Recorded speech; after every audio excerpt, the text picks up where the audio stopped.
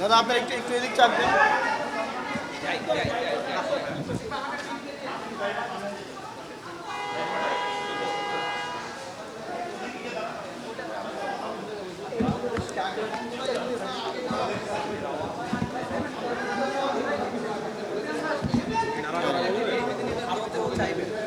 সেটাই প্রত্যাশা। নিচে দেন না ভাই, নিচে দেন।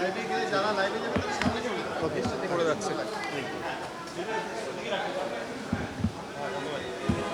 তোহেন লাইভে যেতে বলো, তোহেন।